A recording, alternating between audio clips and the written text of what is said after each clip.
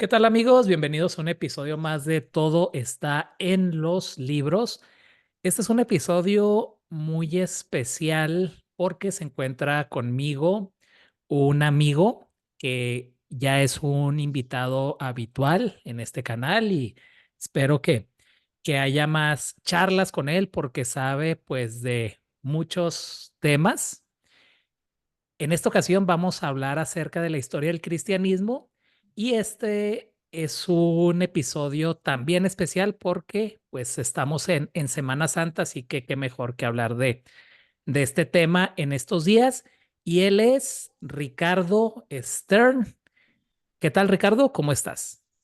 Hola Luis, buenas tardes. Pues con calor, no podía faltar la queja del día, el calor, pero bien, bueno, soy team frío, pero entonces sí sufro con el calor, pero todo bien.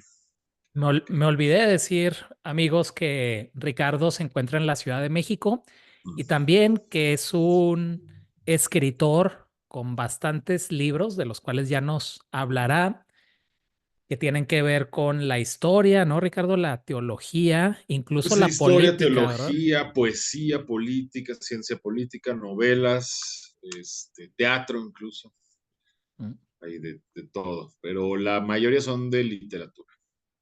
Y se pueden conseguir a través de Amazon, ¿verdad? Amazon, pueden googlear Ricardo Stern Amazon y entran ya a mi perfil y ahí tengo 19 libros publicados y tengo otros 6 terminados Sí. y que no he publicado y otros 2 ahí inconclusos que quién sabe si algún día los terminaré, de poesía.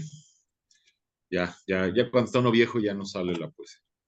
Y bueno, aparte das charlas, das conferencias, das clases de idiomas. ¿Dónde te puede contactar la gente, Ricardo? Bueno, voy a dejar tu información en la descripción, pero si nos puedes decir. Muchas gracias. Pues, bueno, les hago una petición especial de que me sigan en YouTube. Ahorita no tengo mucho contenido, pero vienen sorpresas. Entonces, por favor, váyanse suscribiendo para que me permita monetizar cuando ya salgan las sorpresas.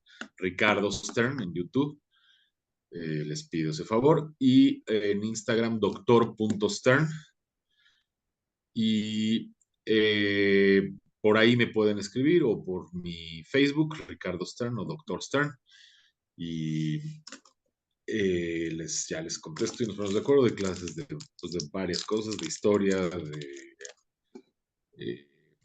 del arte, música, historia de la música clásica, italiano, francés, inglés, alemán, español, Wow. en fin, pues todo eso. Pero Y estás gracias por... en Patreon, ¿no? Que yo la verdad no sé cómo Sí. funciona Patreon, Mira, te pero acuerdas más tú que yo de que mi Patreon es, pues te suscribes, ahí sí hay que pagar algo, que es muy poco, $5 al mes.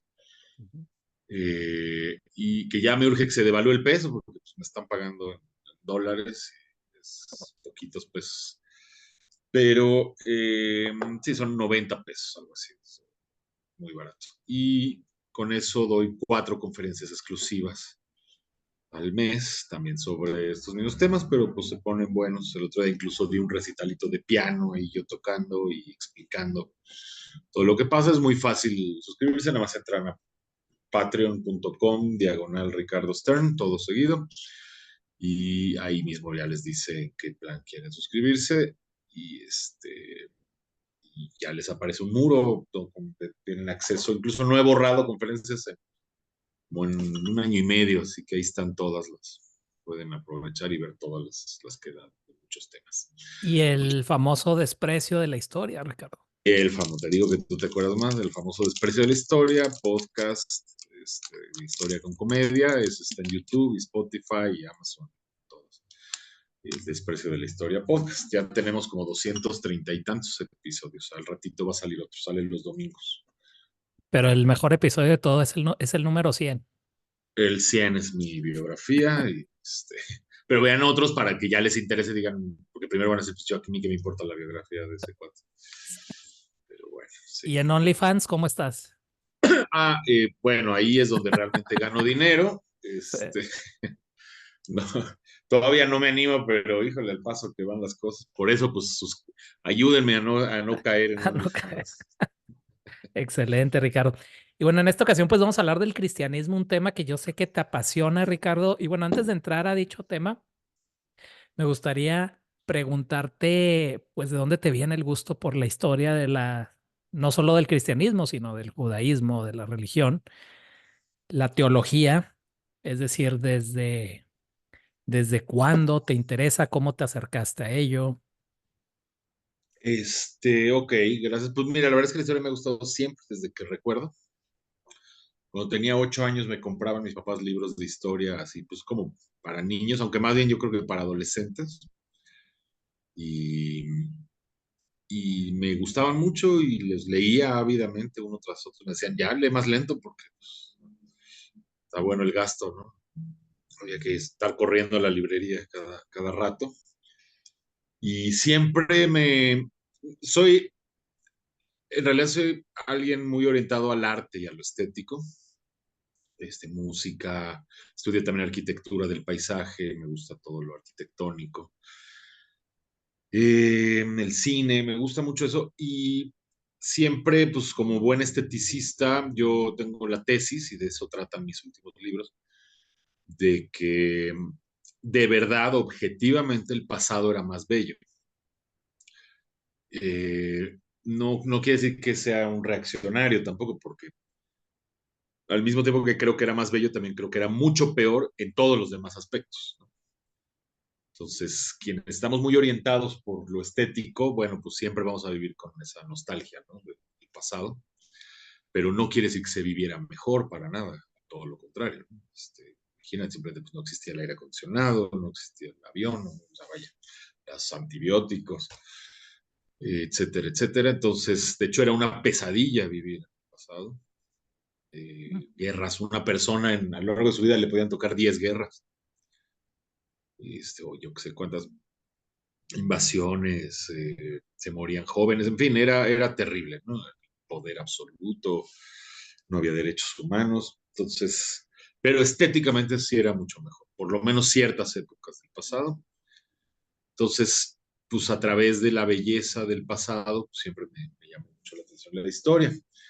Luego, pues sorpresivamente, bueno, tuve una conversión al cristianismo, yo era ateo, yo no me interesaba para nada el cristianismo, lo más contrario a mi naturaleza que puede haber.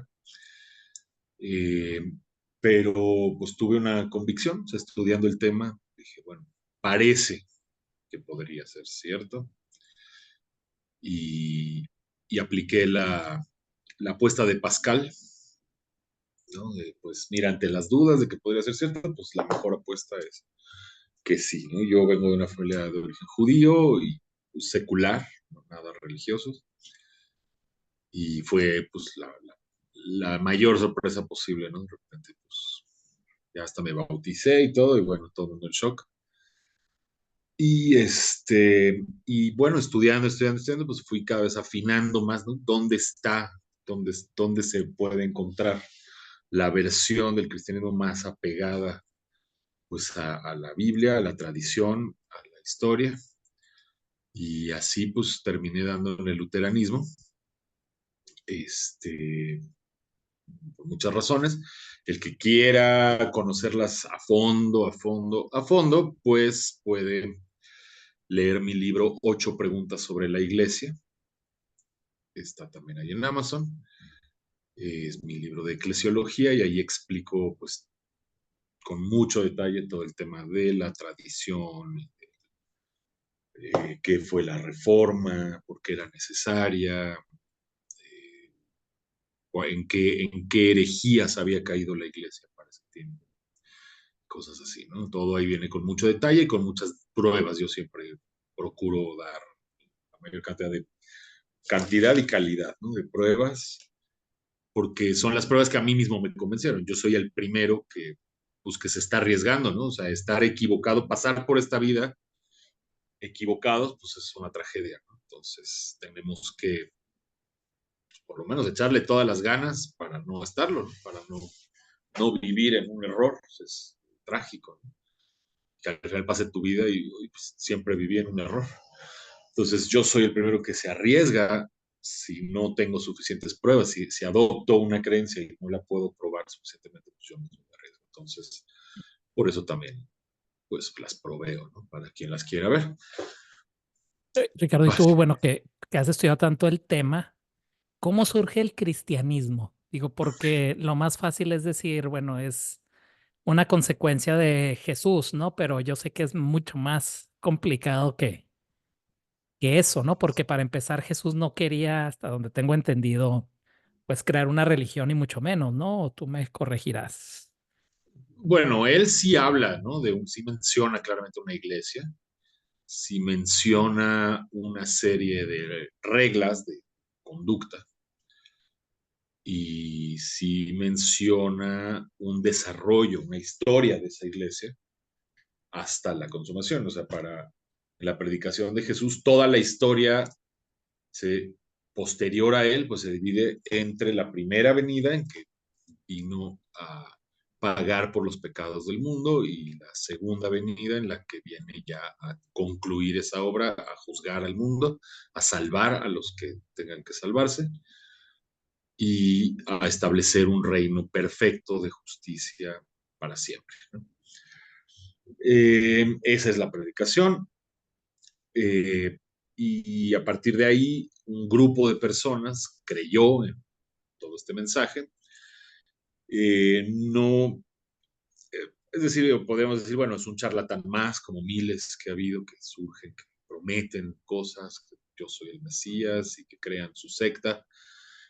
Y bueno, pues no, no sé, ¿no? Si es el caso, pero lo que sé es que bueno, las personas que lo rodeaban sí creyeron en su mensaje y tampoco eso probaría nada per se, porque pues igual podríamos decir, bueno, sí, los que creen en sectas también creen ciegamente, pero sí hay algunas diferencias, creo yo, en muchos puntos, ¿no? Primero, el mensaje de Jesús no es como el mensaje de una secta destructiva.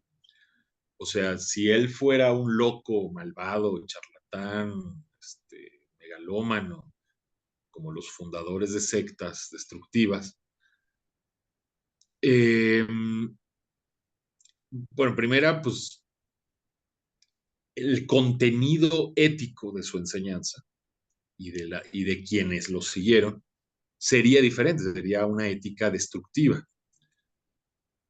eh, que no podría durar, ¿no? O sea, esas sectas tarde o temprano se acaban, tarde o temprano pues, llega un momento que ya no, o no se acaban, pero digamos, no llegan a nada, ¿no?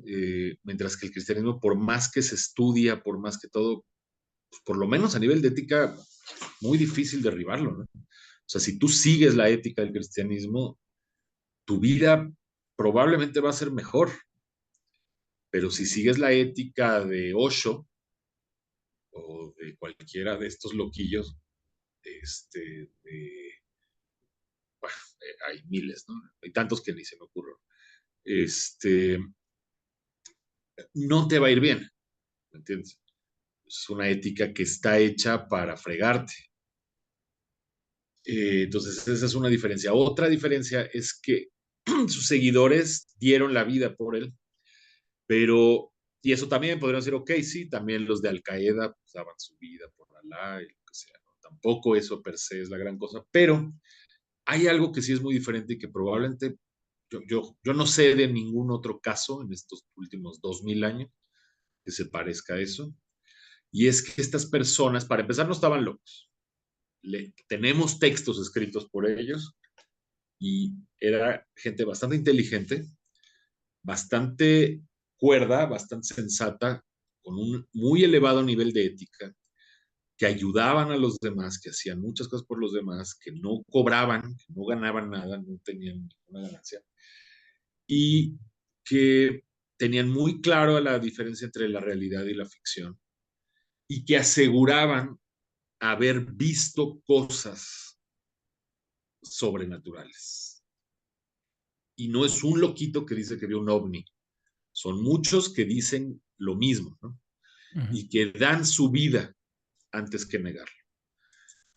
lo cual es difícil de creer, porque, por ejemplo, los de Al Qaeda tienen el cerebro lavado y tienen una, o sea, están adoctrinados para creer en algo fanáticamente, pero ellos no pueden decir que vieron a Alá. O sea, ellos no se murieron por decir, a mí me habló Alá directamente, o yo vi cómo resucitó a alguien, o yo era escéptico, pero ocurrió un hecho que yo vi y que me hizo cambiar. Esa es una diferencia importante. Y yo creo que si le buscas, parece absurdo, pero no vas a encontrar a 12 personas en, que, que sean parte de un movimiento y que afirmen haber visto algo y que den su vida. ¿Y por qué es tan diferente? Porque si ellos, porque si no lo hubieran visto, ellos sabrían que es falso. O sea, por ejemplo, decir, yo vi resucitado a Jesús. Ok, a lo mejor quieres llamar la atención, quieres hacerte el interesante, que todo el mundo te admire porque tú lo viste, pero vas a llegar al grado de dar tu vida por eso, cuando sabes que es mentira. O sea, los de Al Qaeda, bueno, son, obviamente, nada los justifica, pero bueno, es gente engañada, digamos, es gente que, que ellos no pueden, no tienen una manera certera de saber que están equivocados. Deberían, si fueran inteligentes, pues la pura razón les diría, ¿no? Y no lo son imbéciles. Pero, y te digo, eso no justifica la maldad y los actos terroristas, pero en cierta forma ellos no tienen ese elemento que tendría alguien que afirma que vio un hecho, como la resurrección de Jesús. Entonces, a lo mejor te quieres hacer lo interesante y lo inventas, pero cuando ya te van a matar por estar diciendo eso, ¿para qué seguirías con esa mentira? No hay una razón para seguir porque tú sabes que es mentira. Tú tienes la certeza que es mentira porque tú sabes que no viste el resultado de Jesús. Entonces, si lo estás haciendo porque quieres un beneficio, porque quieres una ganancia, o admiración, aplausos, poder, lo que sea, usando esa mentira, ese recurso para destacarte. Cuando pierdes todo por eso, hasta la vida, pues ya no tiene sentido que sigas con la mentira. Ahí es donde está la diferencia. Y no es que sea uno, son varios, son 12 y en realidad la Biblia cita hasta 500 personas que lo vieron. Y muchos de ellos aceptaron morir por eso. Para mí eso hace una gran diferencia entre, digamos, estos predicadores y los predicadores que solo están adoctrinados y solo les hicieron creer algo que ellos no vieron nunca. Claro. Y Ricardo, Igual tenemos los escritos de San Pablo, ¿no? Que él directamente escribe. sí. Yo vi esto, yo vi lo otro, se me apareció Jesús cuando yo iba en el camino de Damasco, yo no creía en él, yo lo odiaba y Oye, se me Ricardo, apareció. antes de que te me adelantes, déjame un pequeño Ajá. paréntesis. Eh, bueno, obviamente no te voy a preguntar si existió o no Jesús, porque yo sé que para ti existió. Ajá. Sin embargo, te voy a preguntar qué pruebas tenemos de su existencia y bueno, que viene al caso con lo que estás diciendo, ¿no? Con estos testigos, quizás. Y esto también, Ricardo, quiero unirlo a otra pregunta de cuáles serían los primeros documentos escritos que tenemos acerca de tanto de Jesús como del cristianismo, ya como de una religión organizada. Sí, perdón por la tos, llevo 3 meses con tos, como que me dio COVID hace 3 meses. Ah, a mí también, fíjate, Ah, en sí, y no se diciembre. y también se te quedó la tos. No, Pues a no, mí ya como que no se va. Se ha bajado, estaba peor antes, no podía casi ni hablar, pero sí. sigue. Bueno, entonces, ok, yo escribí un artículo, que yo tengo un blog, que sobre todo es de teología, pero también hay algo de literatura y de filosofía. Y tengo un artículo de ese blog que dice que se puede probar la existencia de Jesús solo con las cartas de Pablo. Ni siquiera necesitamos más, ni testimonios externos, ni nada. Alguien podría decir, bueno, ¿qué tal que Pablo es el charlatán que inventó todo esto? Eh, en este artículo, o sea, es un poco largo, pero te lo paso mejor para, si lo quieres compartir, si quieren, léanlo, o busquen Ricardo Lo Sternblad. dejamos en la descripción. Ajá, te lo paso. Porque ahí vienen varios argumentos que ahorita sería muy tardado dar. Pero básicamente la pura coherencia interna de las cartas de Pablo puede confirmar la existencia de Jesús, ¿no? O sea, no, te demuestra que no es algo que pudo haber sido inventado, ni por él. O sea, él no lo pudo haber inventado y él tampoco pudo haber creído en algo inventado que pasó en sus narices, que pasó en su tiempo. O sea, imagínate que yo ahorita invento que a lo mejor Jesús no, en su momento no fue una figura importante a nivel mundial, no fue algo, una noticia mundial, ¿no? Pero a nivel local, por supuesto que sí fue noticia. Todo Israel, todo Jerusalén sabían el tal Jesús, el predicador, ese loco que anda ahí alborotando la gente. Por supuesto que Pablo lo sabía, Pablo era un rabino muy metido en todas estas cosas y se dice que era parte del Sanedrín, creo que de eso sí, no, eso es más tradición, no sé si hay pruebas, pero bueno, que era parte del Sanedrín que condenó a Jesús y todo, entonces es imposible que hubiera podido engañar a Pablo, ¿no? Así como, mira, sí existió tal persona que en realidad no existió. O sea, no puedes inventar una persona en el mismo tiempo y lugar en el que vive otra, a quien se lo quieres hacer creer. O sea, una persona importante, una persona ahí que X, no sé, pero eh, entonces eh, Pablo estaba totalmente seguro de la existencia de Cristo y en eso no podía haber estado engañado. Básicamente. Luego, respecto a los primeros escritos son, Ricardo, perdón que te interrumpa, y no pudo haber sido un delirio de Pablo. si fuera Es el único que hablara de él, pues claro. todavía, ¿no? Aún así sería un delirio muy raro, ¿no? Que además es una persona muy cuerda.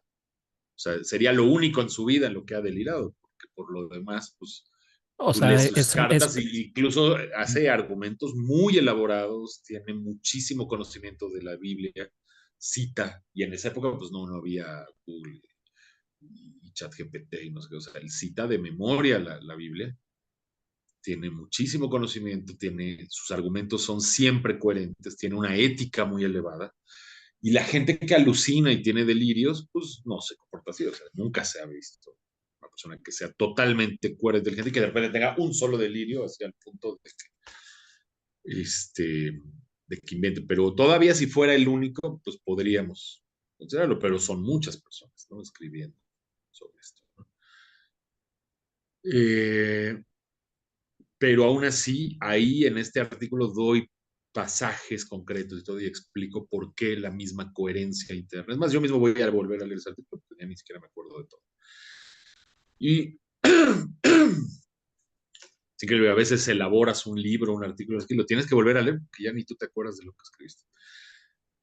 Eh, Luego, respecto a los escritos más antiguos, son las mismas cartas de Pablo, sobre todo las dos cartas a los tesalonicenses. Eh, Son 13 que tenemos. Romanos, primera y segunda de los Corintios, Efesios, Gálatas, Filipenses, Colosenses, primera y segunda de los Tesalonicenses, primera y segunda a Tito, digo a Timoteo, luego a Tito, Filemón. Uh-huh. Y la de y se sabe, Hebreos, Ricardo, se sabe que todas son de Pablo, es decir, por el sí, estilo. todas estas Ujú. se sabe con certeza que son el estilo, el lenguaje, tienen su firma y yo, Pablo, firmo.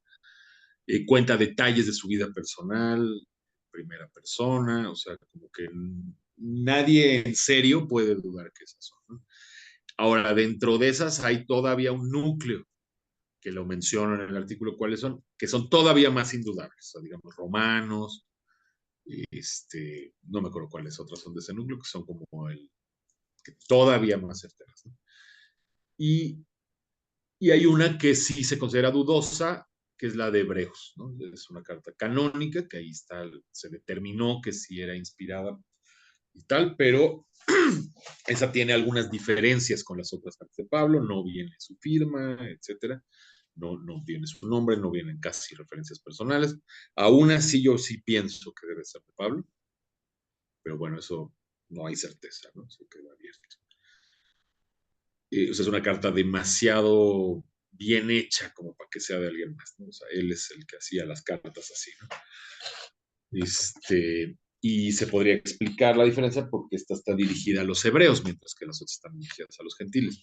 Entonces, pues está escrita probablemente originalmente en hebreo y eso podría explicar algunas diferencias estilísticas. Pero bueno, como sea, son 13 o 14. ¿Se puede decir que los primeros documentos son las cartas de Pablo o hay algo Ajá. Bueno, y anterior? empiezan las cartas más antiguas de Pablo, o sea, las cartas más antiguas de Pablo y las últimas tienen más o menos unos 17 años, de 17 a 20 años de diferencia. Entonces, en esos 17 años también se escribieron otros textos, los primeros evangelios.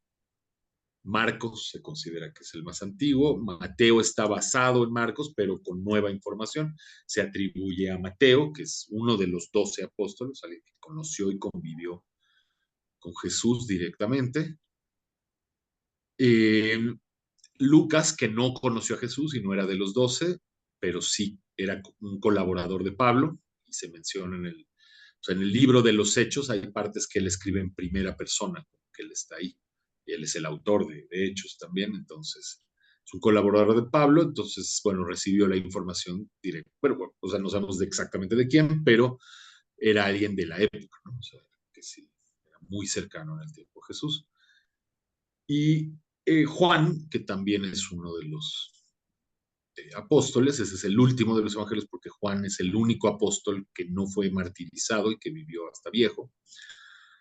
Entonces ya en una época tardía escribe su evangelio y también habla en primera persona, o sea, o dice, por ejemplo, omite su nombre en pasajes como por humildad, ¿no? Entonces Jesús se dirigió al discípulo amado, que no sé qué, y sistemáticamente es su nombre el que se omite, no el de los demás, entonces eso podría ser una prueba también de que sí lo escribió él.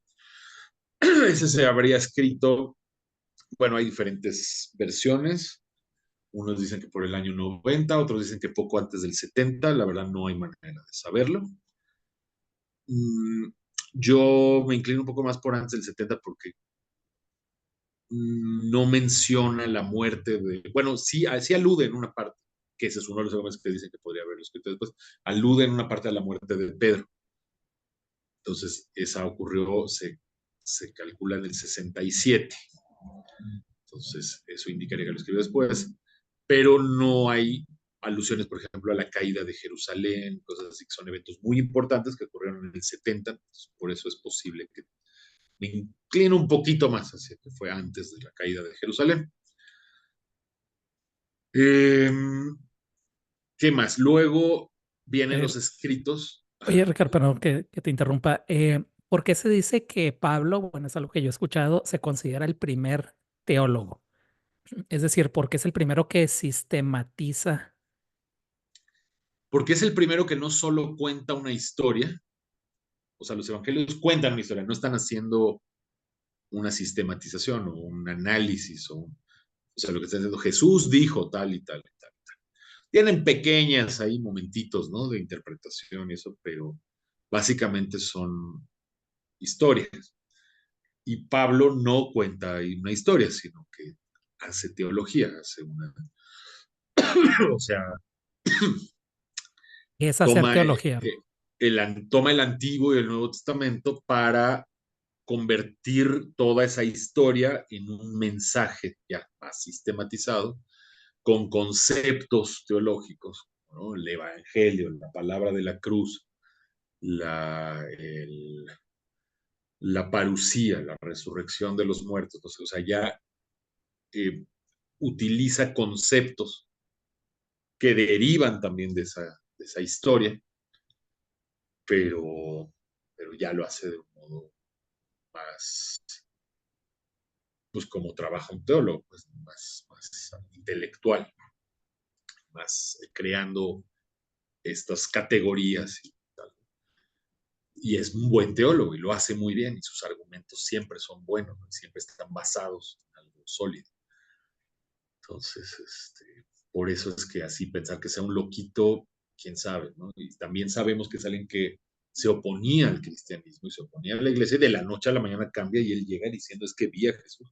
Él sabe que eso lo va a terminar llevando a la ruina, a la muerte, sabe que los judíos lo van a castigar, a expulsar, a lo que sea, va a perder todo. Era alguien que tenía una posición muy buena en Jerusalén, no era un donadie, era un rabino que era conocido y que le daban, él incluso iba camino a Damasco, comisionado por el Sanedrín para aprender judíos. Entonces era alguien, pues no era un cualquiera, era alguien que comisionaba, era conocido, y él sabía que iba a perder todo esto por decir esto y a cambio de nada, a cambio de puros problemas. A partir de ese momento su vida fueron puros problemas, cárceles, azotes, lo echaron a las fieras, viajando por todos lados, naufragando,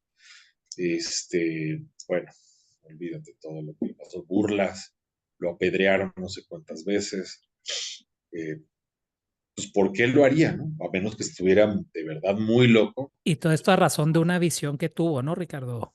Sí, sí, en donde él dijo que en el camino a Damasco se le apareció Jesús Ujú. y le dijo que ya no lo persiga y que ahora le iba a servir a él. Sin Pablo no hay cristianismo, Ricardo. No, claro que sí hay. O sea, obviamente, bueno, Bueno, es es decir, más grande que Pablo, es mayor que Pablo, si es no más hubiera antiguo. existido Pablo, no hubiera sido, es decir, el destino del cristianismo hubiera sido otro. Mira, a ver, ahí depende ahora sí que de cuál es la cosmovisión del que lo está diciendo. O sea, si tú tienes si tú eres creyente, pues tú sabes que la obra de Dios no depende de una persona. O que vaya, Dios, que ni siquiera sería posible que no existiera Pablo, porque Dios lo creó para eso, digamos. Eso diría, eso dice un creyente. O sea, Dios creó a Pablo para difundir el cristianismo entre los gentiles. Y si no hubiera sido Pablo, hubiera sido cualquier otro y esto nunca se hubiera podido detener. Si Ujú. lo ves desde un punto de vista, eh, como decirlo, incrédulo o secular, o solamente como analizando una historia más de una religión, ¿sí? Bueno, pues sí, Pablo es el personaje más importante del, del cristianismo. En ese sentido, pues incluso más que Jesús, porque, o sea, hablando secularmente, ¿no? Como pura historia, pues tenemos más pruebas de Pablo que de Jesús. Al punto de que sí, muchos escépticos dicen que Pablo es el que inventó a Jesús, lo cual es bastante absurdo, pero bueno, pueden creer cualquier absurdidad antes que esto, ¿no? Y entonces, en ese sentido, sí diría que es la, la pieza más importante en la difusión del cristianismo. Este, o sea, Pablo siempre fue como el comisionado para ir a predicar el evangelio a los gentiles, a los que no eran judíos, y los otros apóstoles sobre todo tenían la misión de predicarles a los judíos. Ricardo, dos de los argumentos, pues, en contra de la existencia de Jesús, uno es que dicen que no se menciona la figura de Jesús en ningún libro de historia, o si se menciona es muy breve, y que quizás esa mención es algo eh, que se escribió después, es decir, que no fue del historiador oficial, que en este momento no recuerdo los nombres. Creo que son dos historiadores o dos libros de historia donde aparece de la antigüedad clásica. Me gustaría saber tu opinión al respecto. Y también otro argumento es que se dice que los evangelios fueron escritos mucho tiempo después de la vida de Jesús. También me gustaría saber tu opinión al respecto, Ricardo. Bueno, del primero, mmm, a ver, hay muchos tipos de respuestas. La primera es que es un prejuicio y es, por no decir una estupidez, decir que si alguien no aparece en los libros de historia de su época, no existió. Ujú. Yo no aparezco en ningún libro de historia y aquí estamos hablando, o sea, es que no existe, ¿no? O sea, claro, vamos a decir, hoy hay video, hay foto, y todo, pues sí, claro, mucho más fácil hoy probar la existencia de alguien. Pero bueno, millones de personas han existido y no han aparecido en un libro y pues, eso de ninguna manera es un argumento de que no existieran. Entonces, empezando por ahí. Segundo, necesitas también otro prejuicio, el prejuicio de que solo son libros de historia los que escribieron los romanos, solo si lo escribió Tácito, Exacto, Plinio, exacto. y, Esos son los que y, quería mencionar. ajá, sí, Tácito, Plinio y no sé qué otro. Solo si ellos lo escribieron, entonces, sí, sí te creemos. Pero si un judío contemporáneo a Jesús, que lo conoció, cuenta que Ujú, existió, eso no es creíble. Si tú exacto. lo conociste, no te creemos. Si eres un romano que nunca se paró por ahí y que escribe, entonces sí te creeríamos, ¿no? Entonces, en realidad es irrelevante si lo escribieron o no, es irrelevante si esas citas son cercanas o no, o están basadas en, porque sí lo mencionan. Y de hecho, todo mundo omite una fuente importantísima, externa a la Biblia. O sea, si nos vamos a eso, si queremos hablar de fuentes externas, la más importante es el Talmud. El Talmud sí lo menciona.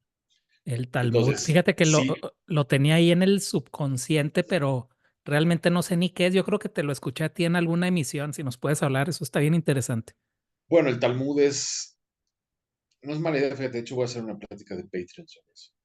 O sea, el Talmud básicamente es como una colección de escritos que se recopiló más o menos en el tiempo de Jesús y desde un poco antes, hasta un poco después, y que son opiniones de rabinos sobre temas religiosos, sobre pasajes de la Biblia, sobre cuestiones de éticas, sobre cuestiones de cómo interpretar tal o cual cosa, o cuestiones de la historia de los judíos. Es muy amplio, ¿no? Es una colección de escritos rabínicos que establece un tipo de judaísmo que es básicamente el que predomina hasta hoy, que no necesariamente es el mismo judaísmo de la Biblia, de hecho no es, y se parece poco.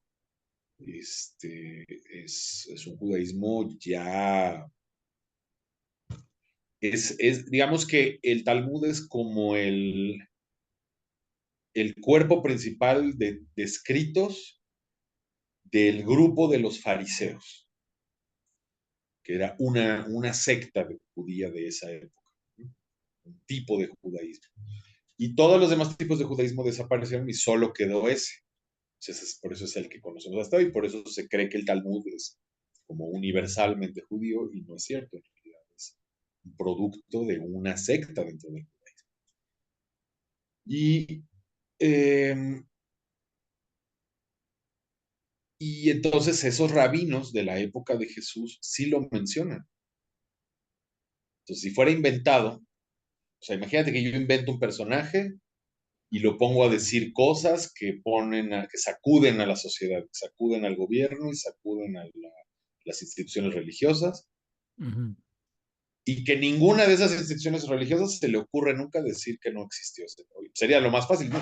A ver, no, ese personaje no pudo haber dicho eso contra nosotros porque ni existió.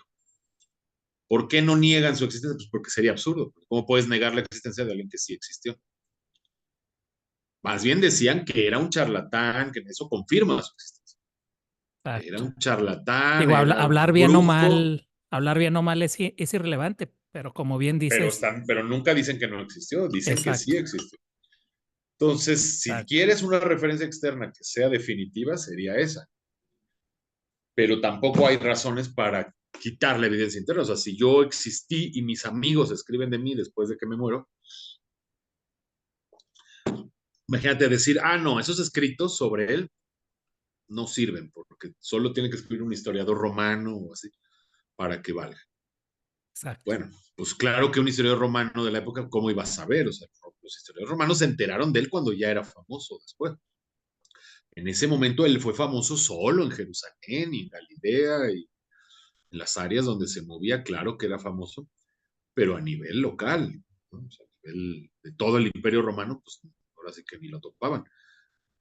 Claro que no lo van a mencionar, pero el libro local de sus enemigos, que es el Talmud, sí lo menciona. Entonces, con eso es más que suficiente. Y el Entonces, claro Talmud que sí existió.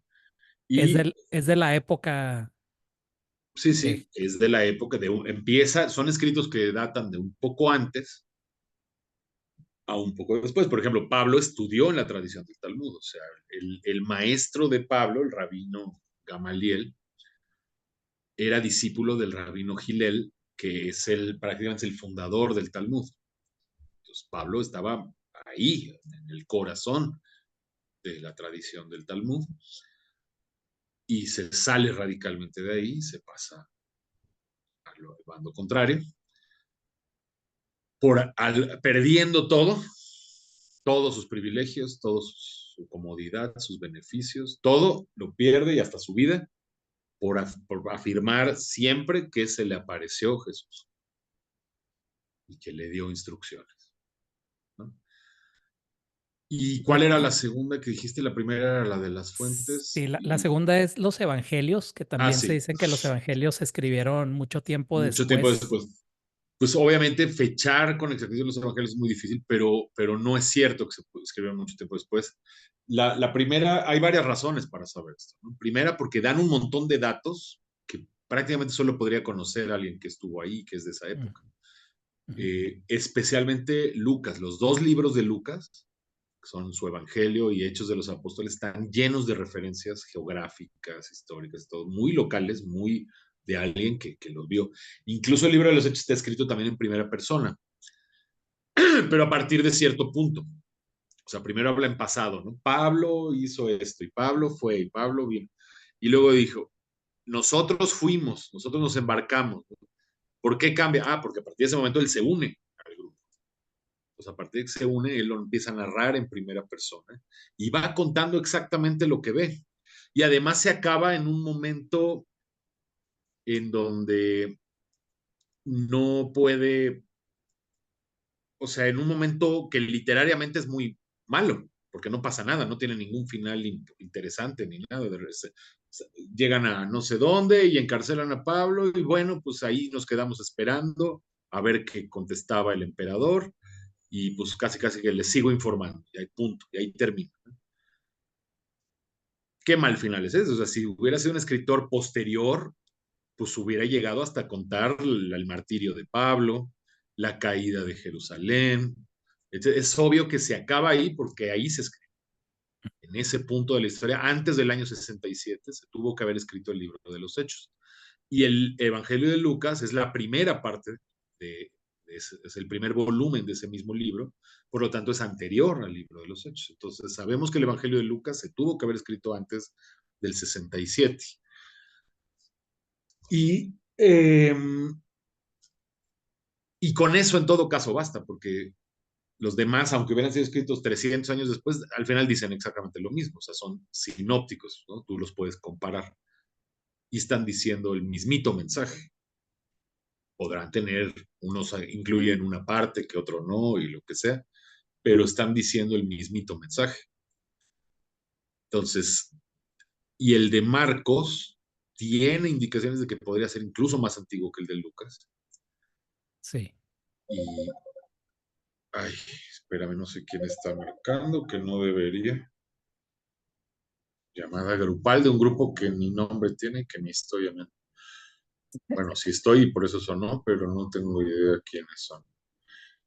Este, bloquear. ¿Qué es eso? Muy raro. Así pasa. Un grupo de Perú, ¿tú crees?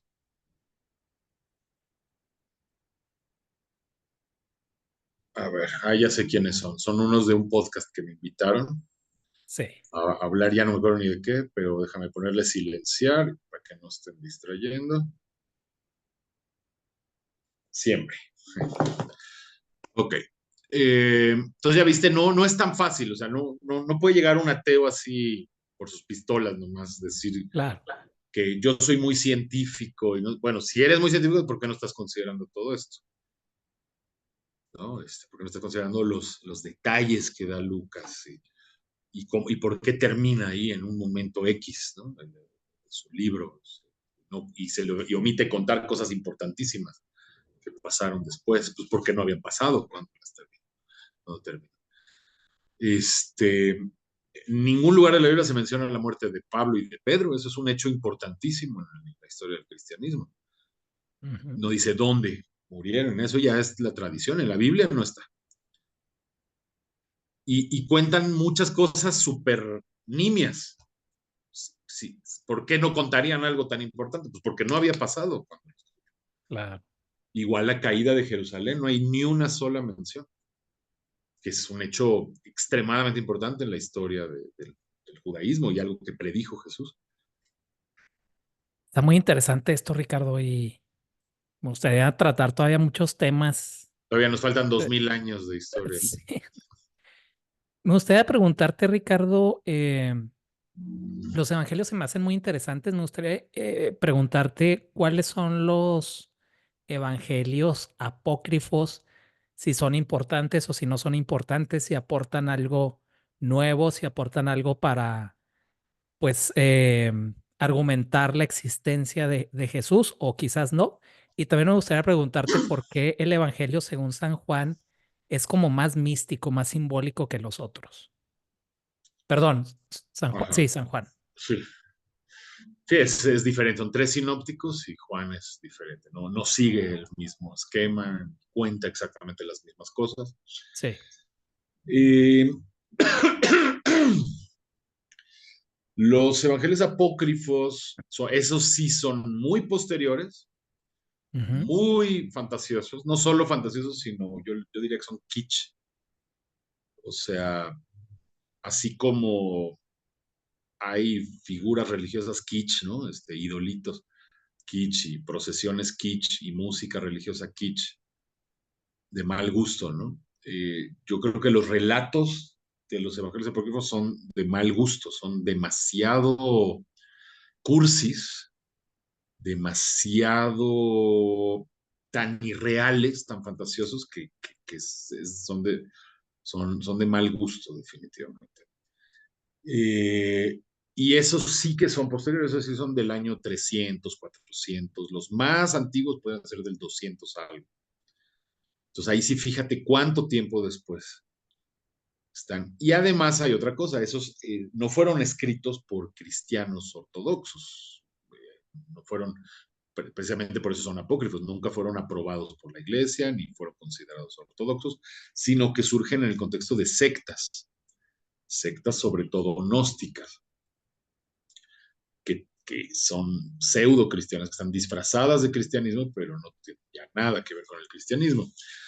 Entonces, hay montones de datos que vienen en esos evangelios sobre la infancia de Jesús, sobre la infancia de María, sobre la muerte de María, sobre mil cosas que los escritores del Nuevo Testamento no consideraron importante poner, ya sea porque no es importante o porque no ocurrió más probablemente.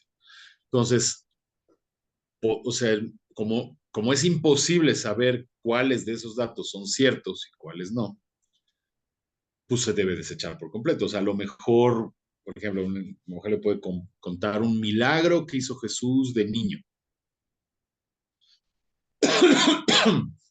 Bueno, quién sabe si es cierto o no, quién sabe de dónde lo sacaron. O sea, 300 años después, bueno, pues muchísimo tiempo, ¿no? O sea, quién Claro. sabe de dónde lo sacaron, pero no lo pudieron haber sacado de los que conocieron a Jesús porque no lo pusieron en sus escritos.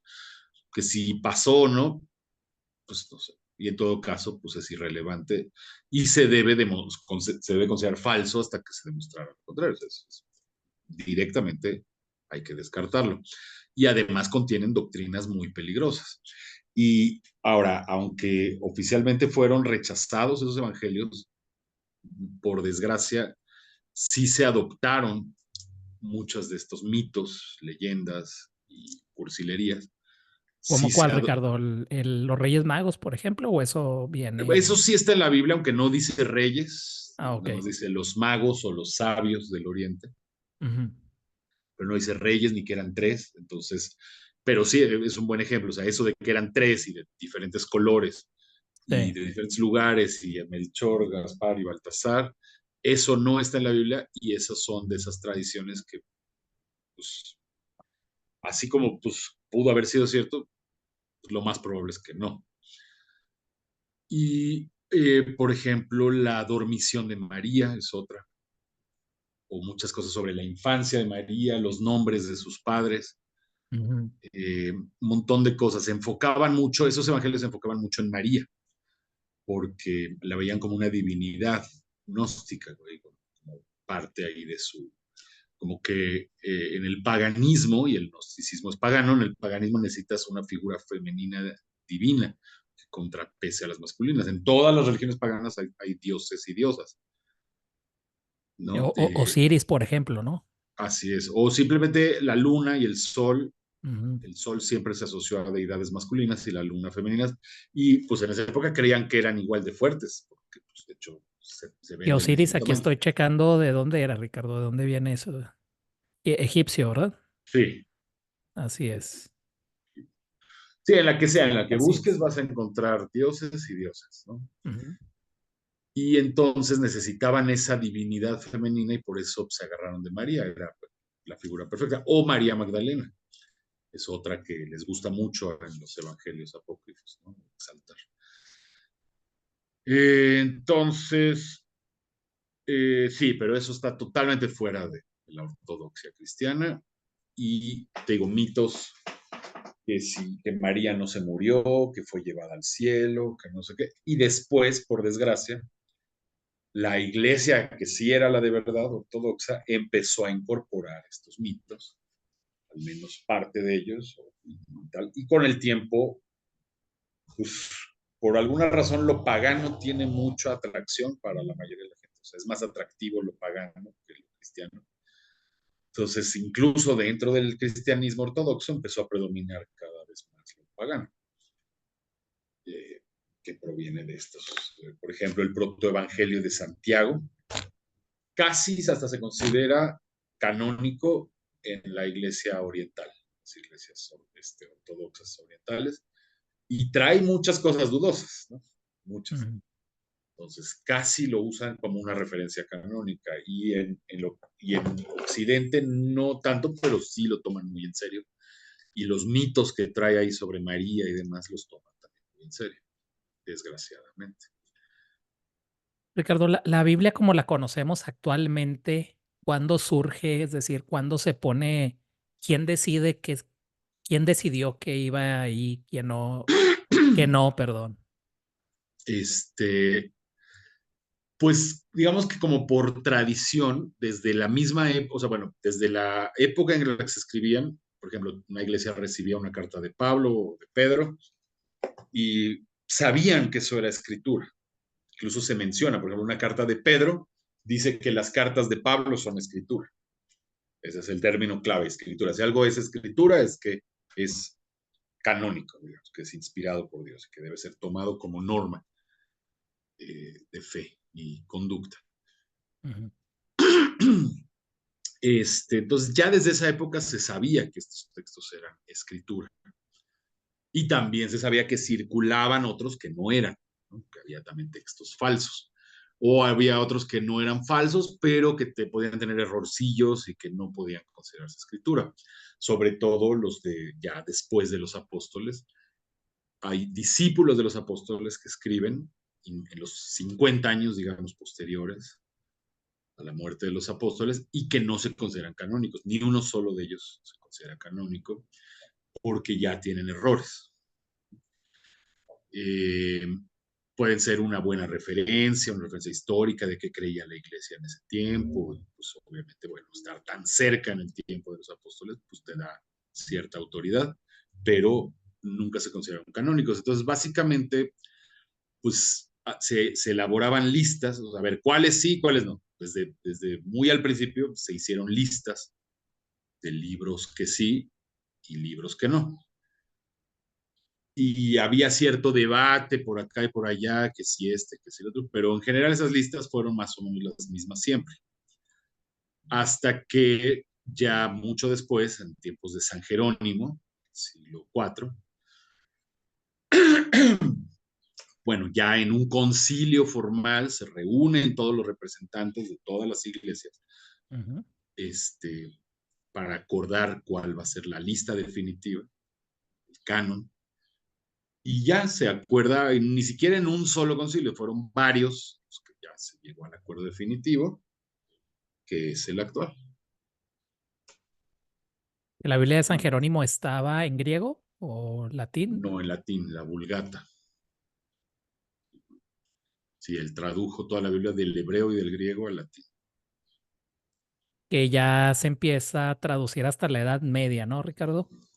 A otras A lenguas. otros idiomas sí, incluso estaba prohibido, Exacto. hasta que incluso hubo gente que se murió por intentar traducirla, como Wycliffe, que la quiso traducir al inglés.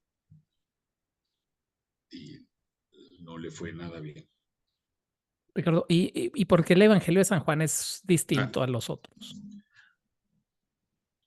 pues, para empezar, bueno, es bastante posterior.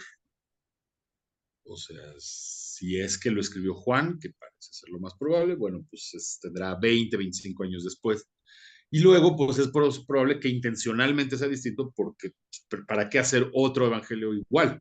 Ya existían tres que son casi iguales, cuentan lo mismo y de la misma manera y con pequeños detalles diferentes, pero están contando lo mismo, pues a lo mejor Juan dijo, bueno, hay otras cosas que contar que no aparecen en los evangelios, pues esas son las que yo voy a contar. Y para esto, pues también Juan ya estaba más imbuido para ese tiempo de todo ese lenguaje teológico griego que se elabora a partir de Pablo, sobre todo en el mundo griego. Y Juan también ya está ocupado en el mundo griego. Por ejemplo, el Apocalipsis lo escribe a las iglesias de Asia Menor, que son griegas. Y ya, digamos, su ministerio ocurre en el mundo griego, no en el mundo hebreo. Entonces, pues por ejemplo, a lo mejor para tiempos de Juan ya habían surgido ciertos debates que en los otros evangelios no había, a lo mejor sobre la divinidad de Jesús. A lo mejor como que o ni se hablaba del tema o no se cuestionaba la divinidad de Jesús o lo que sea, pero 20 años después ya todo el mundo decía, bueno, ¿es Dios o no es Dios? Que, que ese fue el debate principal de la iglesia hasta el siglo IV. Entonces, ¿es Dios o no es Dios? O sea, a lo mejor Juan ya está más consciente de ese debate y dice, voy a poner yo mi aportación. Por ejemplo, la divinidad de Jesús es mucho más clara en el Evangelio de Juan que en los otros. Los otros hay rasgos, hay atisbos, pero definitivamente el Evangelio que consolida la divinidad de Jesús es el de Juan. Por eso empieza así, en el principio era el verbo y el verbo estaba con Dios y el verbo era Dios. Es obvio que Juan se propone abordar esa cuestión.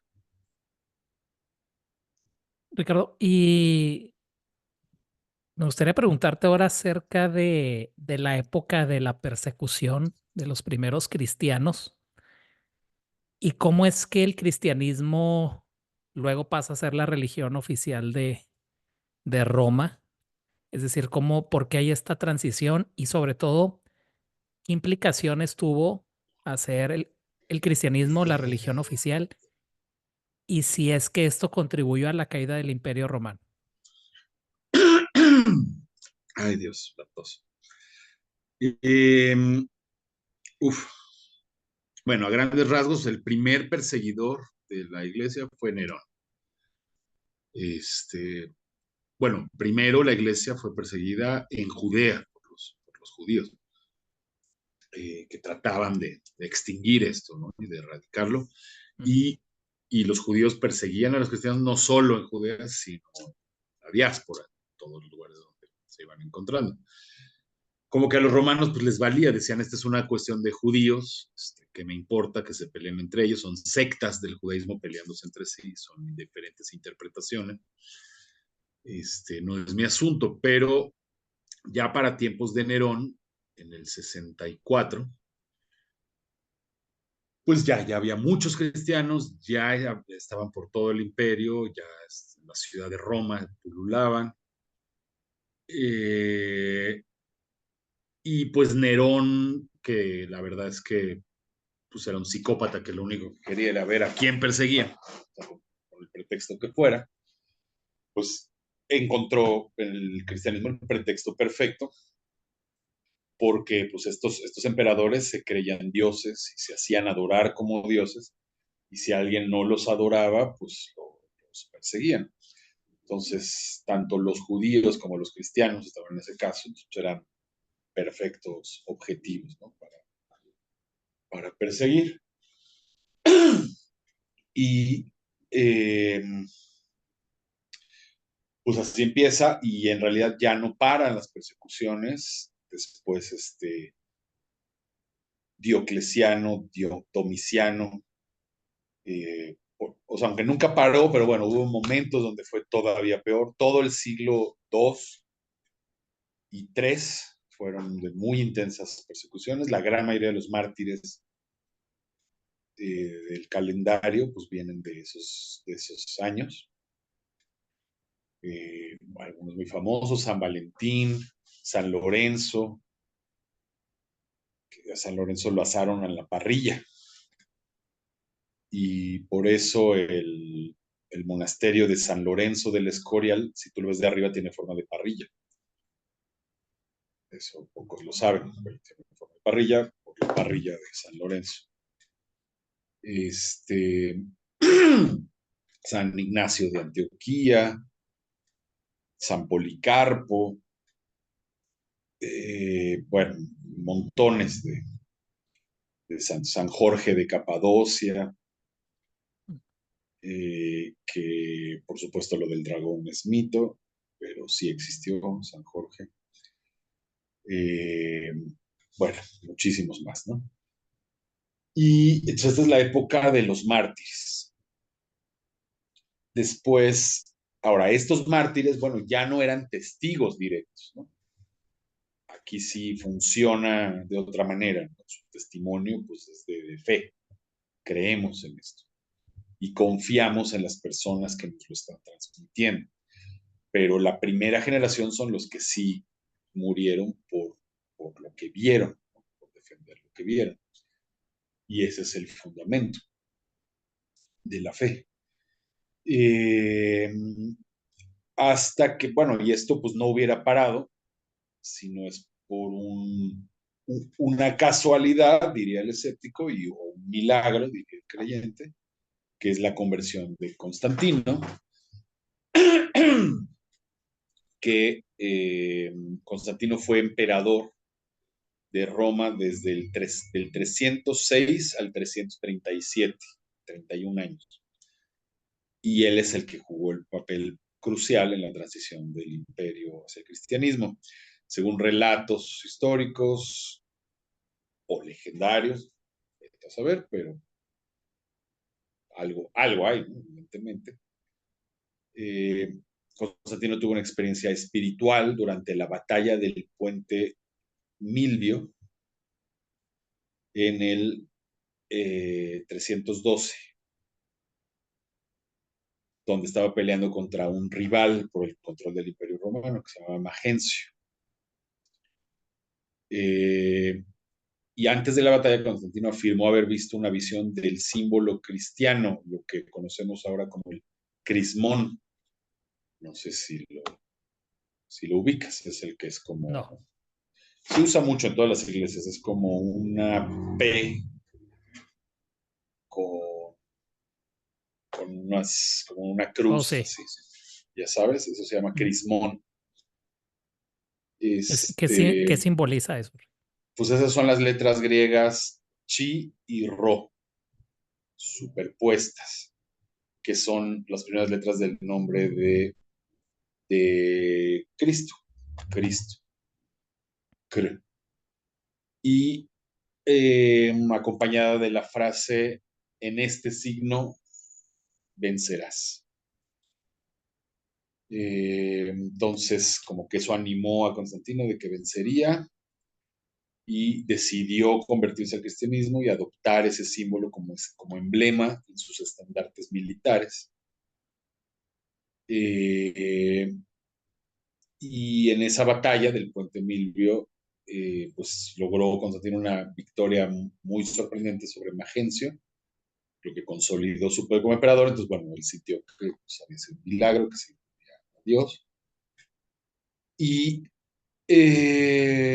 pues él convoca en el 325 el concilio de Nicea, el primer gran concilio ya pues ahora sí que oficial, con plena representación del cristianismo. O sea, al principio no existía una autoridad central en el cristianismo que dijera qué creer y qué no, sino que se conciliaba.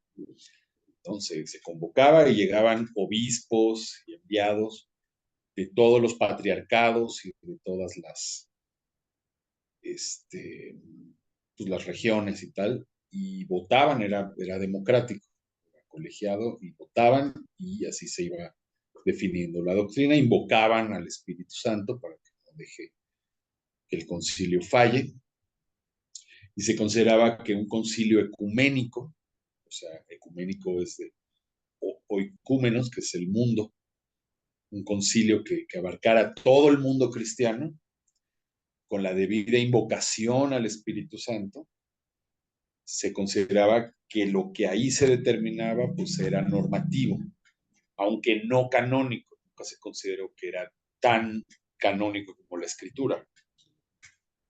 La escritura siempre seguía, o sea, si después se determinaba en otro concilio que esa votación no había sido apegada a la escritura, pues se podía modificar, mientras que la escritura misma no se podía modificar. Entonces, por eso no estaban en la misma categoría. Pero sí se consideraba como lo segundo, inmediatamente después de la escritura, la máxima autoridad era un concilio ecuménico.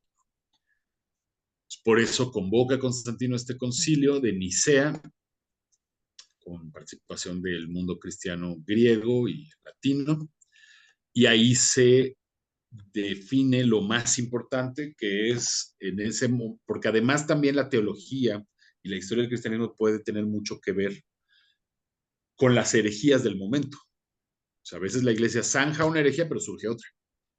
¿No? Digamos, esto ya quedó, ¿no? Entonces, el que no crea en esto está fuera de la iglesia, no es ortodoxo. Ah, pero ¿qué tal esto otro?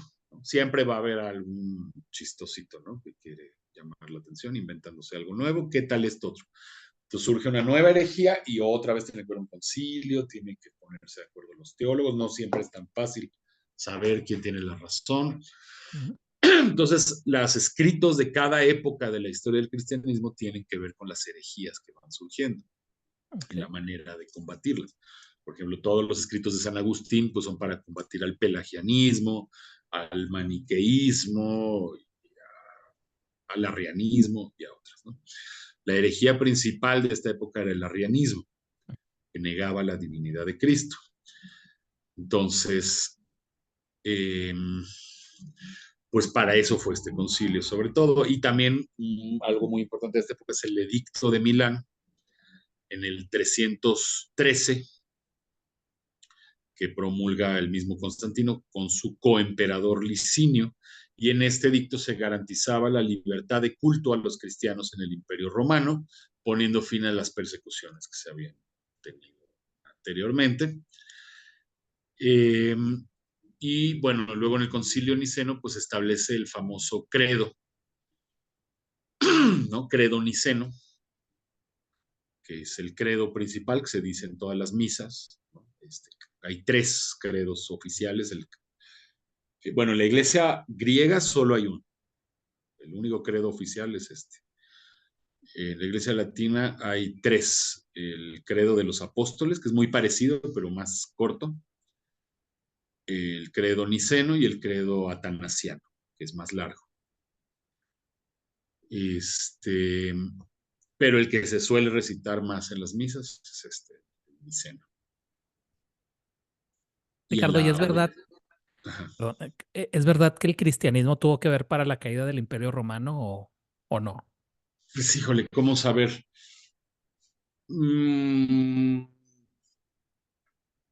Ese es un tema muy complejo, o sea, no sé, no creo, yo creo que el imperio Ya ya, estaba o sea, muy desgastado. ya estaba desgastado, digamos, o sea, porque pues, recordemos que el imperio cae por invasiones. Uh-huh. Ahora, la mayoría de estos invasores también eran cristianos. O sea, bueno, no hay que olvidar eso, eran cristianos contra cristianos. Aunque no todos los bárbaros estaban ya cristianizados. Y no todos los romanos tampoco. O sea, aunque era la religión oficial, a partir del 380 80, el emperador Teodosio I emite el Edicto de Tesalónica, que declara el cristianismo como la religión oficial del Imperio Romano y prohibiendo otras prácticas religiosas. Entonces, en teoría estaba prohibido, pero claro que seguía habiendo paganos Ujú. que culpaban al cristianismo. Pues, o sea, como que de ahí viene la leyenda, ¿no? Digamos, como de los romanos paganos que odiaban el cristianismo y que lo culpan, porque o sea, decían, no, en tiempos de Tito esto no hubiera pasado, ¿no? En tiempos de Adriano esto nunca hubieran permitido que... Pero pues todos los imperios se acaban, ¿no? De una forma u otra, o sea, sí, y también ya en ese tiempo había muchísima corrupción en el Imperio Romano. Bueno, pues el cristianismo no promueve la corrupción, tampoco pudo evitarla, pero no la promueve. Entonces, tampoco puede decir, ay, por culpa del cristianismo nos hicimos más corruptos. Imagínate, más corruptos que Calígula, más corruptos que Nerón. O sea, es imposible. No, probablemente nunca ha existido un estado más corrupto que el Imperio Romano en sus inicios. Entonces, pero bueno, pues sí, es todo un tema en sí mismo, ¿no? La caída del imperio, pero pues no sé, yo creo que era pues inevitable, o sea, simplemente pues los bárbaros Más eventualmente, bien fue coincidencia quizás que el cristianismo se oficializa ya en los últimos años del imperio, ¿no? exacto, pero recordemos que son 100 años todavía. O Sí, sea, si contamos del edicto de Tesalónica a la caída de Roma, son 100 años, exacto. y del edicto de Milán son 160 años, que es mucho tiempo. Más en esa época. Sí, bueno, en la que Bueno, ¿en sea. cuál? Sí, sí. Sí. Es más, yo diría que al revés, que en esta época es más, porque la historia va más rápido en esta época. Ok. Entonces, ahorita en 160 años pasan mucho más cosas que Bueno, es antes. verdad. Entonces, eh, Ricardo, pero bueno, sí, o sea, el caso es que es mucho tiempo y como para que tú puedas encontrar una relación así directa, ¿no? es En difícil. donde ya estaba en decadencia. De hecho, Constantino divide el imperio en dos, precisamente porque ya estaba en peligro, ya estaba en decadencia, ya estaban mal las cosas. Para Ujú. administrarlo mejor lo divide en dos, En Occidente y Oriente, o la parte griega y la parte latina, que ahí que es la iglesia donde, también quedó dividida en dos. ah, O sea, eso, la sí, separación principal de la iglesia era el idioma. O sea, la, en Europa occidental no hablaban griego, entonces tenían que traducir todo al latín, y eso creó toda una serie de ritos y tradiciones diferentes, ¿no? Y luego empezaron pleitos políticos entre un sector y el otro, eh, que por pues a ver quién mandaba más, ¿no? La iglesia, o sea, ¿te acuerdas que hay un pasaje en los evangelios donde se están peleando los discípulos, ¿no? Los apóstoles están peleando de ver quién manda más, quién está por encima de los otros, ¿no? Y los regaña Jesús, justamente les dice, nadie está por encima de los otros, sino que el mayor es el que debe servir más. Bueno, pues eso nunca paró, ese pleito, y seguía en, esta, en este tiempo, y seguían viendo cuál de los patriarcas dominaba sobre los otros. Este periodo se llama pentarquía, porque había 5 patriarcados, toda la iglesia estaba dividida en 5, y solo uno de los 5 era latino, los otros 4 eran griegos. Y sin embargo, la iglesia latina quería dominar a los otros, quería ponerse por encima. Nosotros somos la verdadera iglesia. Y en esta época, y entonces los padres de la iglesia también, pues había padres latinos, padres griegos. exactamente. Y la teología fue haciéndose diferente, Ujú. poco a poco.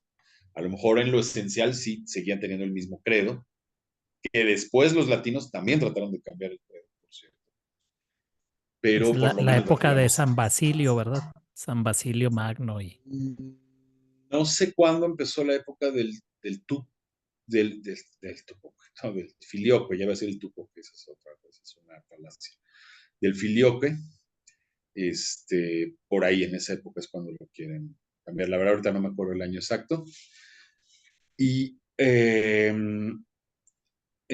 entonces desde el principio, desde que quedan así divididos, pues empiezan pues el griego es superior, porque los apóstoles escribieron en griego. No, pero el latín es superior porque aquí era la sede del imperio y porque aquí murió Pedro. Mm. Y Pedro era el jefe de la iglesia y Pedro dejó a sus sucesores y entonces, o sea, empezaron a inventarse argumentos que no están en la Biblia, que no están en ningún lado, de a ver quién manda más, quién domina a los otros, ¿no? Quién es más fuerte. Oye, Ricardo, como ya se nos viene el tiempo encima, te voy a hacer dos preguntas que vienen en una y yo creo que ya con esto podemos ir concluyendo. Ajá, Mi pregunta es, bueno, una vez que cae el Imperio Romano comienza la Edad Media y ahí sin duda alguna la Iglesia Católica tuvo bastante poder.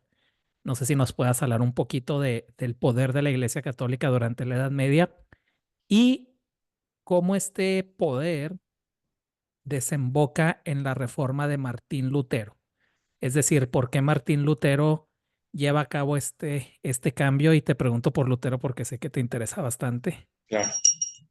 Mira, ahí sí es un tema tan grande que tendríamos que hacer otro episodio. O sea, te puedo contar muy así por encima, pero definitivamente amerita otro episodio porque además está también el tema del gran cisma del De siglo Occidente, XI. sí.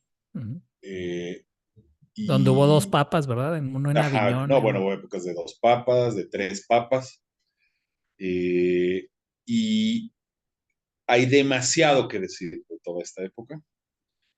Entonces, te propongo que hagamos otro episodio. Lo que te diría ahorita es, la historia de la iglesia en la Edad Media fue una historia de corrupción y Ujú. bueno, primero, pues el empezar la Edad Media, pues todavía es la época patrística, está terminando la época patrística.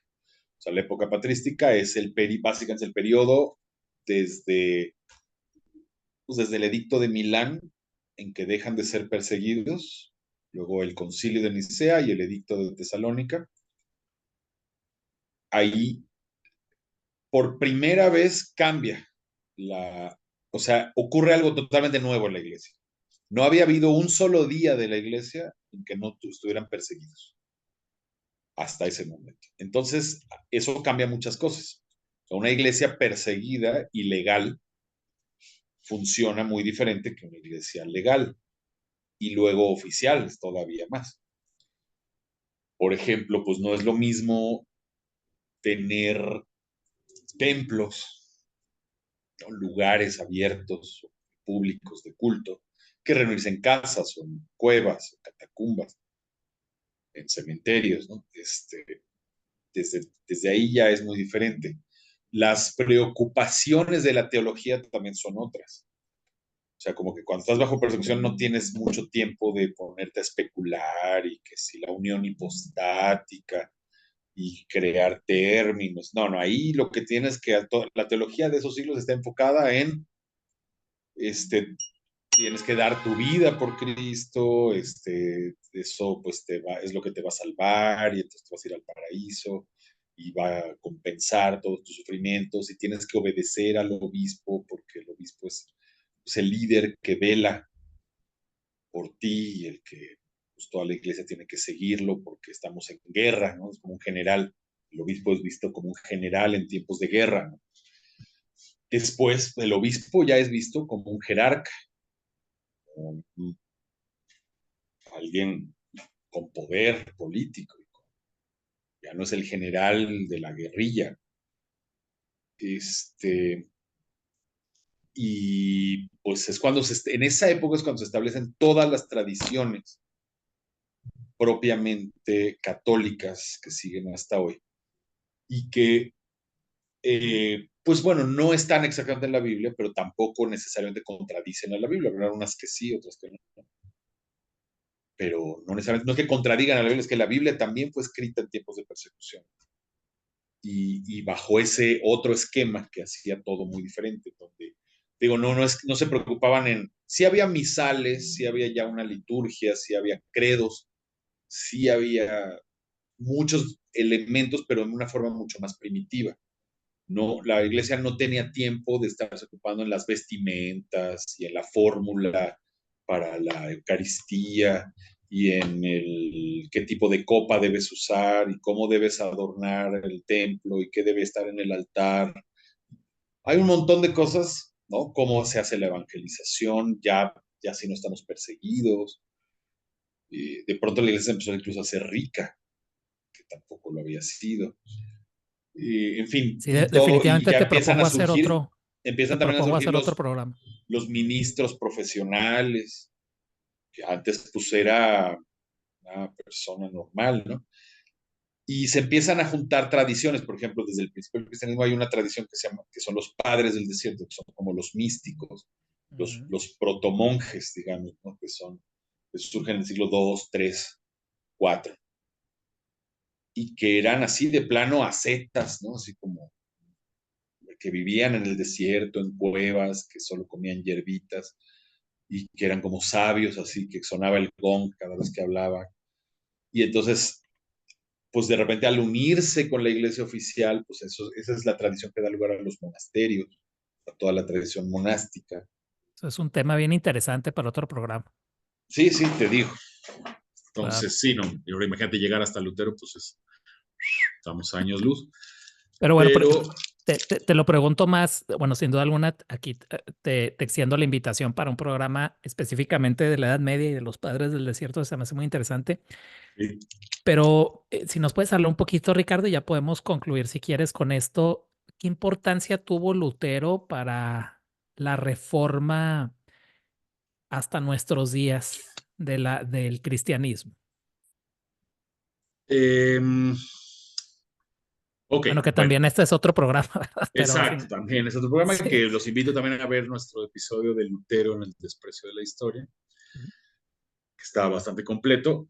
Y, eh, y obviamente, pues tendríamos que llegar en orden histórico porque nada aparece de la nada. O sea, cuando aparece Lutero, pues hay una larguísima historia detrás y habría que ver paso por paso lo que tuvo que ocurrir para que fuera necesaria esa reforma. Y Lutero, pues es el más famoso de la reforma y es el que encabeza de alguna manera el movimiento que se conoce como reforma y protestantismo, pero ahí te diría lo mismo que con Pablo, cuando me preguntaste que si no existiría el cristianismo, que si existiría el cristianismo sin Pablo, se podría preguntar, ¿existiría el protestantismo sin Lutero? La respuesta es que claro que sí.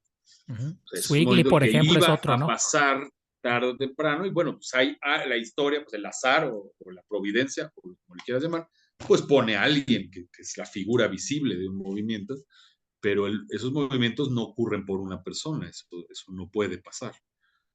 O sea, hay muchos antecedentes de Lutero, como el Wycliffe, que lo mencionábamos hace rato, el que quiso traducir la Biblia en inglés, como Jan Hus, exactamente 100 años antes de Lutero, un checo, un sacerdote checo que Y empezó a predicar ideas muy parecidas a las de Lutero y lo quemaron en la hoguera. el mismo Erasmo de Rotterdam, ¿no? Podría ser también un poco. No creo, fíjate que no, Erasmo sí no me parece que tenga relación con la reforma, sino al contrario, Erasmo era enemigo de Lutero. Ujú. Lutero escribió un libro completo para pelearse con Erasmo, eh, porque teológicamente Erasmo no tiene relación con la reforma. O sea, Erasmo en todo caso es un humanista que tiene relación con otra reforma más relacionada con el Renacimiento, Ujú. que también es una reforma de la Iglesia, pero en un sentido contrario al Ok. protestantismo. Y eh, entonces, bueno, ¿de qué iba a ocurrir? Sin duda iba a ocurrir. Y, y ya hoy en día Lutero como tal tiene una influencia minúscula en el mundo protestante por muchas razones. En primer lugar, las iglesias luteranas propiamente hablando, que siguen la doctrina original del siglo XVI, son poquísimas, ¿no? O sea, bueno, en Estados Unidos es donde hay más que en Europa, Las iglesias luteranas de Europa son ya apóstatas, digamos, ya no tienen nada que ver con Lutero, son enemigas de Lutero, que se siguen llamando luteranas, pero Lutero se moriría, así le daría epilepsia, Parkinson, y el telele al mismo tiempo, y la chiripiolca, si viera lo que están haciendo estas iglesias. Entonces, las iglesias realmente fieles a Lutero son muy pocas y muy chicas. Tal vez hay 2 millones o 3 de personas en todo el mundo. Eh, bueno, mientras que hay 1.000 millones de católicos, que nos demos una idea, al menos nominales. Y, eh, y las otras ramas o sea, hasta la fecha es mucho más influyente Calvino, por ejemplo, en el protestantismo. El protestantismo siempre, o sea, a lo mejor hace unos siglos sí Lutero podríamos decir que era más influyente porque las iglesias oficiales luteranas, o sea, países enteros eran luteranos, mientras que el único país calvinista que ahorita me venga a la mente es Holanda. No se me ocurre ahorita otro país calvinista. Eh, Estoy tentado a entonces, preguntarte cuál es la diferencia entre el calvinismo y el luteranismo, pero yo sé que eso también da ese es para... otro programa.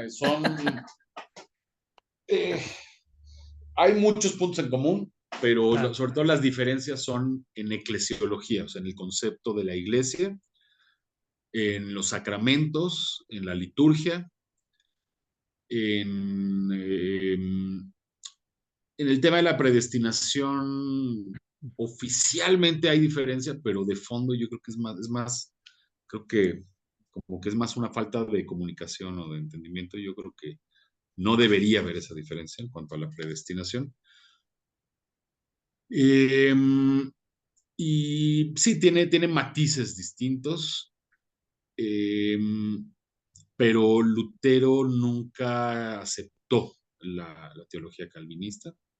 No te digo, no tanto por la predestinación, sino por otras cosas, especialmente en el tema de los sacramentos, es donde es la división más fuerte. Y terminó predominando, te digo, hace unos siglos, pues había países enteros que eran luteranos, ¿no? Finlandia, Noruega, Suecia, Islandia, la mitad de Alemania, una gran parte de Hungría, de Ucrania, de Rusia, eran luteranas. En Estados Unidos había fuerte influencia, pero te digo, todas esas grandes iglesias luteranas terminaron en apostasía y, y en cambio se ha fortalecido mucho el calvinismo recientemente y, digamos que hay muchas más iglesias fieles al calvinismo original. También hay falsos calvinistas Mm. y apóstatas y liberales calvinistas y todo eso, pero digamos que la cantidad de calvinistas más fieles al calvinismo original es mayor ahora que, que los luteranos. Ricardo, ya mi última pregunta es, actualmente, ¿cuál es tu visión del cristianismo, tu opinión del Papa actual? ¿Crees que ha habido cambios? ¿Tienes esperanza? Bueno, no, en el catolicismo, más bien. ¿Cuál es tu opinión al respecto? ¿Dónde estamos actualmente, Ricardo? Bueno, por definición, como luterano, pues para mí todos los papas están predicando errores, ¿no? Ujú. Por definición. Pero bueno, también hay que decir que el papado llegó a los niveles más abyectos y bajos y ruines imaginables, casi a nivel del Imperio Romano en sus peores tiempos. Ujú. Así, o sea, había papas Calígulas, papas Nerones, o sea, cosas ya innombrables, ¿no? Y sin duda ha habido reformas en el papado que lo han mejorado, o sea, Ujú. mucho. Desde el Concilio de Trento, pues empezaron como que les cayó ahí pues ya les pegó duro, digamos, la reforma. y pues intentaron reformarse un poco, pero tampoco creas que mucho, y la reforma mayor viene hasta principios del siglo XX, ¿no? Como, digamos, a partir de León XIII y Pío X, son los dos papas que, como que por primera vez en siglos, son personas decentes. No te puedo decir si santos o no, pero por lo menos personas decentes. Y luego Pío XI, Pío XII, pues hay más o menos también. Juan XXIII, pues bueno, es hasta llamado como el Papa Bueno, ¿no? Es así, un bonachón y casi un santo, ¿no? Ujú. Pablo VI, todos estos han sido buenos papas en el sentido de que es gente decente, ¿no? Vamos a ponerlo. Y el actual no es la excepción. Pues es un bonachón, pues es un señor que no es así diabólico, que viole niños, o sea, que cometa incesto, como los terribles papas de antes. Pero sí es en general él y toda la iglesia están muy confundidos, está Ujú. totalmente dividida y está dividida, la división no necesariamente es mala, de hecho ese es un legado protestante, es una regla del protestantismo, es mejor dividirte antes que traicionar la fe, ¿no? O la doctrina. Antes que pecar, mejor divídete. O sea, si hay una autoridad de la iglesia que prácticamente te está obligando a pecar, pues divídete de ella, o sea, no tienes por qué seguir. Y, y en Roma, desgraciadamente, nunca ha pegado esa doctrina que es crucial. Entonces ellos consideran que es más importante la unión que todo lo demás, ¿no? O sea, ellos no importa si el Papa es Alejandro VI, tú no te separes de él. Y Lutero ahí es donde diría, pero están locos, o sea, yo no le voy a ir a besar la mano a Alejandro VI. Al contrario, si lo veo, le debería escupir en la cara. Y entonces, mientras sigan con esa falsa doctrina de que la unidad es más importante que la verdad, que la moral, pues eso nunca se va a poder reformar. Ujú. Y lo que ocurren son divisiones de facto, aunque oficialmente nadie se atreve a dividirse. Pues hay divisiones de facto, los liberales y los conservadores. Esto está pasando en todas las iglesias. O sea, nada más que cuando pasó eso en la iglesia luterana, que fue en el siglo XIX, cuando cayó esa plaga, ¿qué pasó? Nos separamos. Y ya, o sea, hay que entender que cuando una iglesia se muere, se murió y ya, mejor vete de ahí. Entonces los luteranos fieles se fueron y fundaron la iglesia luterana fiel.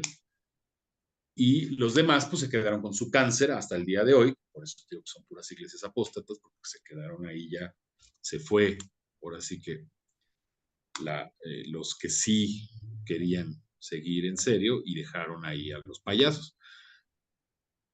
Y el problema en Roma, o sea, en Roma ya ocurre esto mismo, nada más que no terminan de separarse.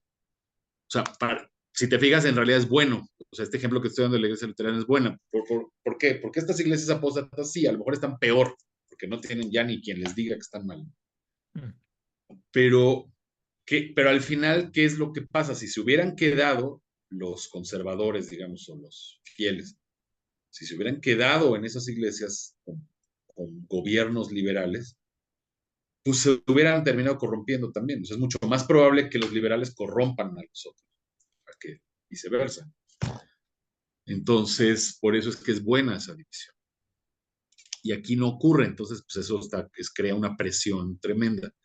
Y ya están los liberales a todo dentro de la iglesia, pero por otro lado, los conservadores de la iglesia tampoco son ninguna perita en dulce. O sea, no es que digas, estos conservadores son totalmente fieles a Jesús, totalmente fieles al Evangelio. Claro que no, son fieles al concilio de Trento, que es malísimo, que es pura herejía, pelagiana y otros problemas graves. Son fieles a cierta tradición del pasado que ya era mala, que ya de por sí era corrupta y terrible y absolutista y tiránica, y llena de supersticiones, etcétera. Mm. Por ejemplo, creer que la misa tiene que ser en latín, ¿no? Entonces, eres capaz de casi de matar a tu hermano porque no dice la misa en latín. Pues eso es absurdo, la misa tiene que ser un idioma que entienda la gente. De hecho, el latín era el idioma vulgar al que se tradujeron los textos, por eso se llama la Exacto. Vulgata. El latín Ujú. era el idioma vulgar, ¿no? En todo caso que fuera en griego, ¿no? Claro. El latín era Es, el idioma de los romanos, ¿no? Del Imperio claro, Romano. y se tradujo toda la liturgia y los textos y la Biblia, y todo se tradujo al latín para que la gente entienda, porque la prioridad es que la gente entiende. Si ya nadie habla latín, sí, es muy bonita la misa en latín, qué padre, a mí me encanta, yo he ido y es muy bonita, pero está mal pelearte por eso. O sea, cuando lo lógico es que lo que Cristo en todo caso quiere, pues es que llegue a más gente con claridad el mensaje. Claro. No mantener en una lengua muerta. Entonces, te digo, los conservadores dentro de Roma también están en el hoyo y además son hasta neonazis, hispanistas, o sea, en un sentido ya absurdo.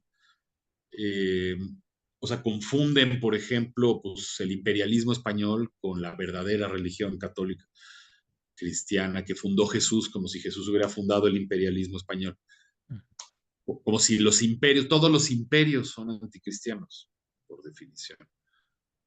Y eso está claro en muchas profecías, en Daniel y otros lados. Entonces, pues bueno, por eso creo que pues, están graves. Yo ya con eso concluyo, yo tengo la hipótesis y es algo que en el próximo episodio puedo demostrar, que la iglesia, el patriarcado romano, que no es lo mismo que la iglesia católica, el patriarcado romano de la iglesia católica apostató más o menos en el año 750 y hay razones por las que doy esta fecha.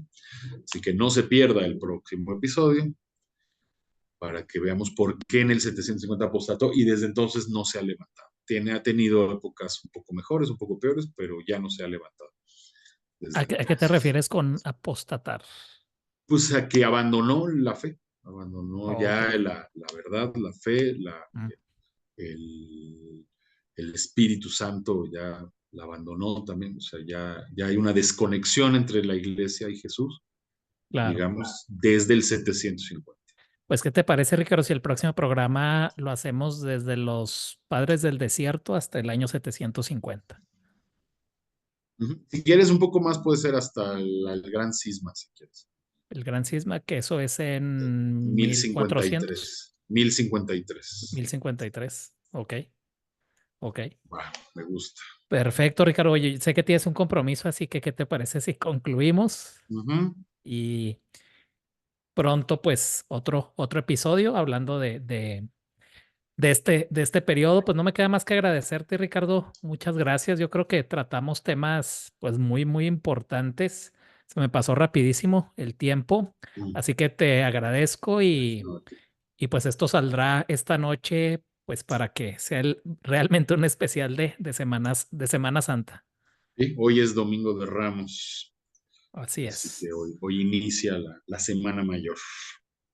Perfecto, Ricardo. Pues te mando un abrazo, muchas gracias y seguimos en contacto. Igualmente, Luis. Gracias. Amigos, muchísimas gracias. Nos vemos pronto en una emisión. Hasta luego.